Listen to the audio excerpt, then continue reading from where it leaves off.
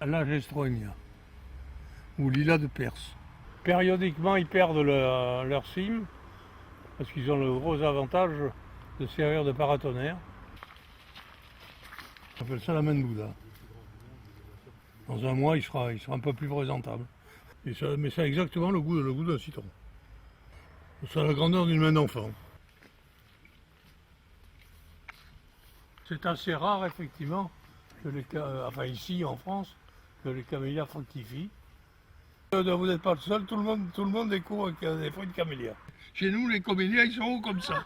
Alors, on a regardé au sol, on n'a jamais levé le nez, en pensant que des camélias pour avoir des dimensions pareilles.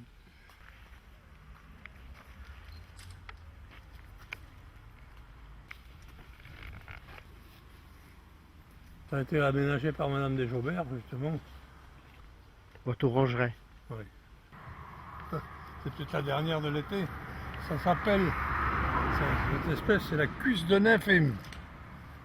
C'est une vieille rose du XVIe siècle que j'ai réussi à sauver. Cuisse de nymphe émue. Non, ça donne des olives. Pas mangeable, ça donne des, Ah oui, des fruits qui ressemblent à des olives. Il s'appelle chauve parce qu'en réalité, contrairement à tous les autres résineux, il perd ses feuilles d'hiver. Il n'a pas de feuilles d'hiver. Ah ouais. Pas tous les matins qu'on voit des buis comme ça. Ah ouais. Ça serait, dit-on, l'arbre avec lequel on avait fait la couronne du Christ. Pratiquement comme une châtaigne. Donc on le surnomme Rosier châtaigne. rosier châtaigne. Contrairement à ce qu'on peut penser, c'est un résineux. Le sol, est-ce qu'il y a eu des apports de sol? Parce qu'ici on est dans des alluvions. Il y a 20 cm de terre noire et on tombe tout de suite sur les moraines glaciaires, Voilà. c'est-à-dire de l'argile avec des galets mais gros comme des têtes d'enfant. Je n'arrose et je ne mets d'engrais que dans les pots. Moi j'ai toujours considéré que les plantes s'adapter, c'est que justement une plante qui est arrosée fait ses racines en surface, donc elle a toujours besoin d'être arrosée. Une plante non arrosée est amenée sauf quand elle est toute petite, est amenée à faire plonger ses racines en profondeur.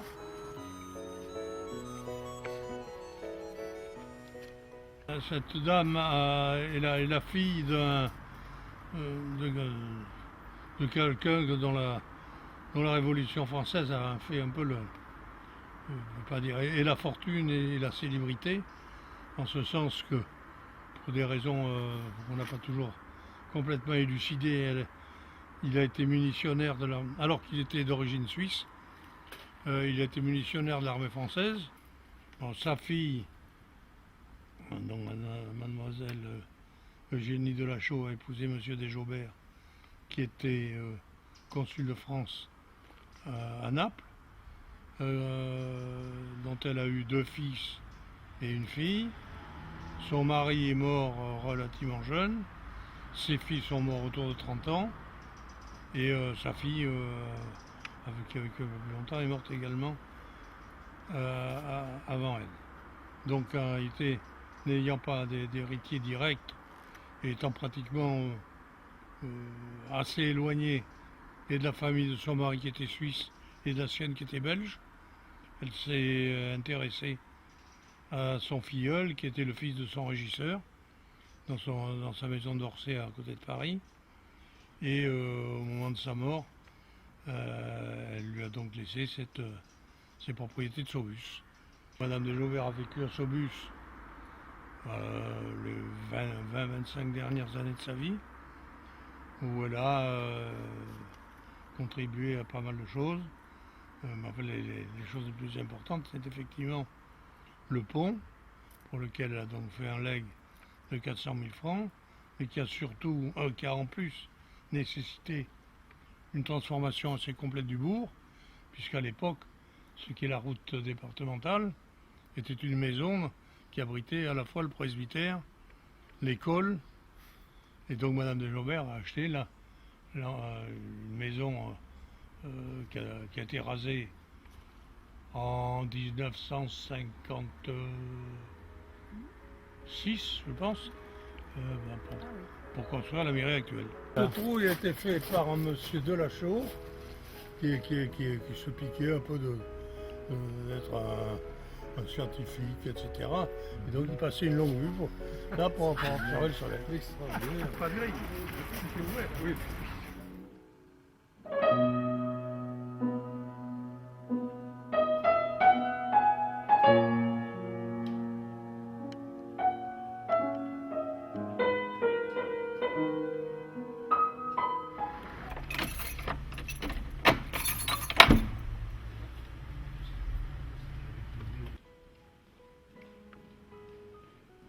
Alors, orientée à l'est, l'abside pentagonale, confortée par de hauts contreforts plats, est percée de hautes et étroites fenêtres en plein cintre de style roman, encadrées extérieurement et intérieurement par des colonnettes. À l'ouest, donc à l'opposé de l'abside, la tour, haute de 19 mètres, tour carrée fortifiée, se terminait par un chemin de ronde. Elle servait de refuge à la population en cas d'invasion. Devenue le clocher de l'église, elle est coiffée d'un toit de tuiles en bâtière, c'est-à-dire de plan incliné entre deux pignons. Elle est percée de petites meurtrières. Sur les murs extérieurs, on remarque des corbeaux qui témoignent de la première position du toit, avant qu'il ne soit exaucé de 1,20 m à 1,50 m. La voûte d'ogive de la nef et du chœur comporte 4 travées, dont les voûtins, c'est-à-dire l'intérieur des voûtes, sont soutenus par des liernes et des tiercerons de style gothique. Cette chapelle annexe de Phébus, en fait, renferme un bien précieux, un objet précieux, culturel, qui est cette statue du Saint-Michel terrassant le dragon, dont la base conserve encore les armes de la famille de Belpère.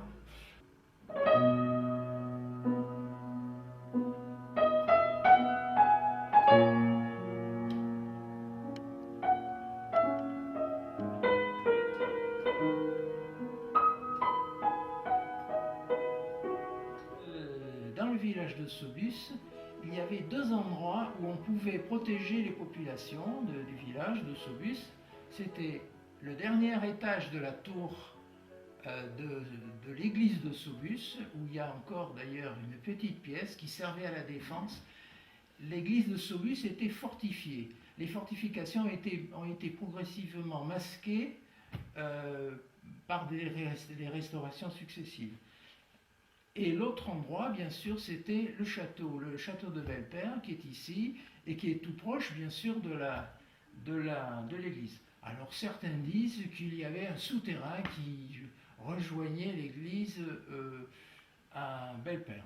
Il faut laisser un peu le mystère de ces vieilles maisons. Mais certainement que Saubus, d'abord, a une existence réelle attestée dès le XIIe siècle, ce qui n'est pas rien, et on n'a pratiquement pas trouvé de vestiges romains, à part une borne milliaire dont on parle beaucoup, qui est à l'entrée de Saubus, mais qui est Vous voulez parler de la pierre longue? De la pierre longue. C'était une borne milliaire, c'est-à-dire qui servait en quelque sorte de repère dans les chemins qu'empruntaient les centurions, qu'empruntaient les colonnes romaines qui ont quand même vécu ici dans tous les environs. Charles IX, le jeune roi Charles IX, embarque très exactement le 29 mai 1565 au port de Saubus, à destination de Bayonne. Le 29 mai 1565, un roi de France est embarqué à Saubus, au port de Saubus. Quand même maintenant aborder un deuxième point qui est le Saubus en tant que port de pêche et en tant que port de transport de marchandises. Les ports étaient les principales voies de passage, de communication. Et on peut imaginer l'activité du port intense, les charrettes de bœufs, les brosses avec les bœufs, arrivant de la forêt avec leur goudron dans des tonneaux et délivrant ces tonneaux aux mariniers qui les embarquaient à bord des cabards qui partaient ensuite à Bayonne. Donc il y avait 60 maisons de mariniers sur 90 que comptait Saubus. Au Moyen-Âge, c'est attesté aussi, il y avait une richesse extraordinaire en poissons. Et donc en fait, il faudra attendre le XVIIe siècle pour que des ingénieurs hollandais aient l'idée de, suivant les instructions d'ailleurs du ministre Colbert, de venir ici à Saubus pour installer en fait des systèmes de circulation d'eau tels qu'on les trouve aujourd'hui dans les bars. Les portes à flot, c'est une invention des Hollandais.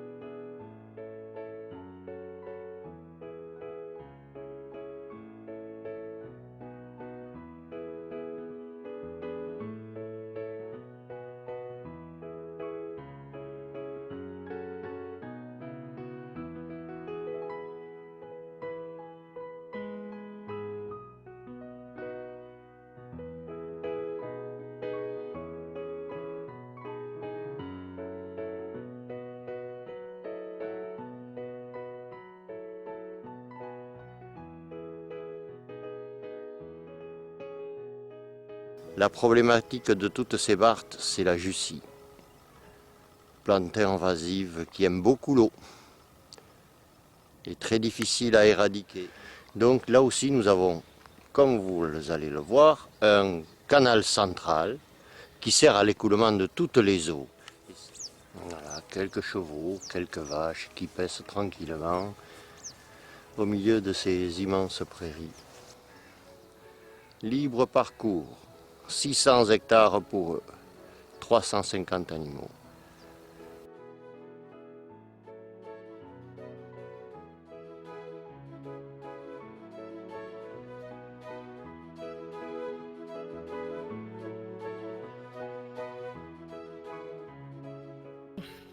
Toi c'est sec, Ouais. et pas, il n'y a pas l'eau des lacs comment faire? Tu penses que ça va crever comme ça? Non, toi c'est une jussie, regarde ça. C'est une racine avec 1, 2, 3, tous les 3 cm, il y a des racines et il y a une pousse. Tapis de feuilles mortes là, ça fait un tapis et ça garde toujours l'humidité. Ça garde l'humidité.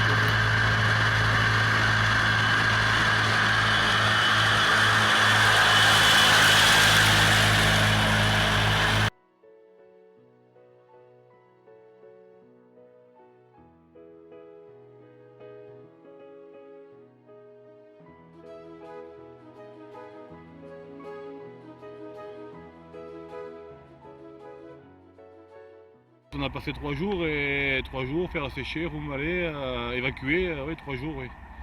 3 jours, 180 moules, bon c'est pas rien. C'est pas rien.